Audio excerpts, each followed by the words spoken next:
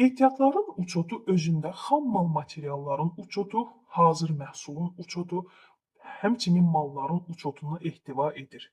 Sadə olsun deyə bu gün bu ehtiyatların uçotunu malların uçotu üzərindən izah etmək istəyirəm.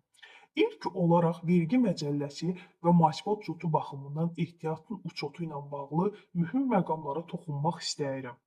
Vergi Məcəlləsinin 139-cu maddəsində əmtia material ehtiyatlarının uçotu qaydasında müəssisənin fərdi uçot qaydasına toxunulmuşdur ki, əgər vergi ödəyicisinin fərdi uçotu yoxdursa, o zaman əmtia material ehtiyatlarının uçotunu orta maya dəyər ilə qiymətləndirmə metodundan istifadə etməklə aparmaq hüququ vardır.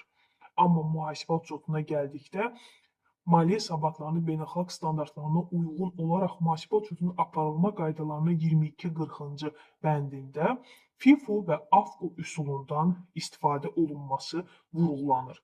Amma bir şey qeyd etmək istəyirəm ki, FIFO və AFCO üsulu eyni mal üzərindən malların silinməsi üçün tətbiq olunur. Müxtəlif çeşidli malların silinməsində FIFO, AFCO-nu tətbiq etmək düzgün deyil.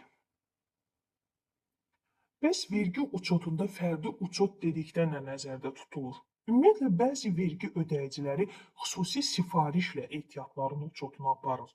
Yəni, onlar xüsusi sifariş olunmuş malların alqı və satqısı ilə məşğul olur. Bu zaman artıq FIFO və yaxud da AFCO üsulunu istifadə etməyə ehtiyac olmur, çünki onlar artıq malın sifarişini alır və həmin sifariş üzrə mal alıb satqını həyata keçirirlər. Bu zaman alınmış malın məhz təyinatı üzrə hansı sifarişə aiddirsə, ona aid olaraq da satışı həyata keçir və uçotdan o şəkildə silinir. Amma biz misal üzərində, məsələn, eyni mal, A adında malın fərqli qiymətlərlə və fərqli ədədlərdə alınması və satılması üzərindən keçək ki, bunu müxabirləşmələrdə necə əks etdirir? Bunun üçün FIFO və AFCO ayırmışam metodlarını. FIFO və AFCO ehtiyatların silinməsi metodlarıdır ki, mühasibə uçotunda FIFO və AFCO istifadə olunur, amma LIFO isə artıq istifadə olunmur. 1 may tarixində vahidi 3 manat 50 qəpik olan 1500 ədəd mal A alınmışdırsa, bu zaman biz bunu 205-ci hesabın debetində yazacağıq və həmçinin bunu 531-ci hesabın kreditində əks etdirəcəyik. Əgər mal ƏDV ilə alınmışdırsa, o zaman 5250 manatın ƏDV-sini 241-ci hesabın debetində və həmin ƏDV-ni 531-ci hesabın kreditində əks etdiririk. Və mayın 6-sı növbəti olaraq vahidi 3 manat 60 qəpikdən 2000 ədəd mal alınmışdır. O zaman 3.6-nı 2000 manata vururuq və həmçinin həmin məbləğin əlavə dəyər vergisini 241-ci hesabın debetində qeyd edirik. Bu zaman 241-ci hesabın debetində 18% qeyd elədik və aldığımız malın qiyməti və ƏDV-si ilə birlikdə bizim üçün 531-ci hesabın kreditində əks olunur. Və növbəti gün 7 mayda biz həmin aldığımız A malından vahidi 5 manatdan 1750 ədədini satmışıq. Bu zaman artıq eyni mal fərqli qiymətlərlə alındığından və 1750 ədəd satıldığından biz bunun uçotdan silinməsi üçün FIFO və AFCO metodlarında necə əks olunacağına baxmalıyıq. FIFO metodu adından göründüyü kimi first in, first out, yəni birinci daxil olan mal birinci çıxır deməkdir. Bu zaman biz artıq 1750 ədədin 1500-ünü birinci alışdan və qalan 250 ədədini ikinci alışdan çıxacağıq.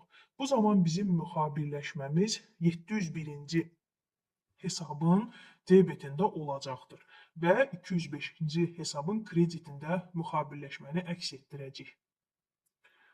Bu zaman biz 701-ci hesabın debetində 1500 ədədi 3 manat 50 qəpikdən və 250 ədədi isə 3 manat 60 qəpikdən silirik.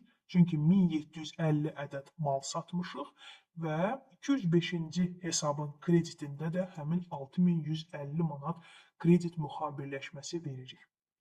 Amma bunun satış qiyməti isə 5 manatdan olmuşdur.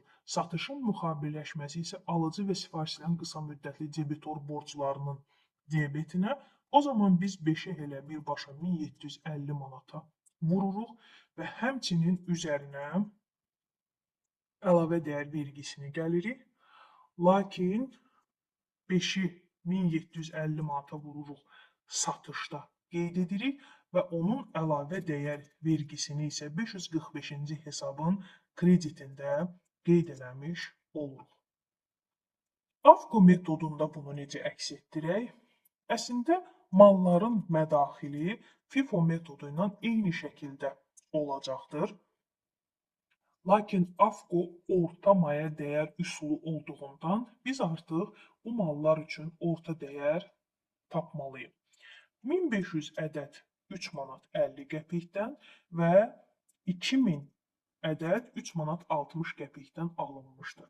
O zaman biz ədədi vahidinin qiymətinə vurmaqla cəmi məbləği tapırıq. Və cəmi məbləğ bizim üçün 12450 manat və bizim üçün cəmi miqdar da 3500 edir. O zaman bizim üçün orta dəyər cəmi məbləğin cəmi miqdara nisbətində müəyyən olunur. Bu 3 manat 56 qəpik olur.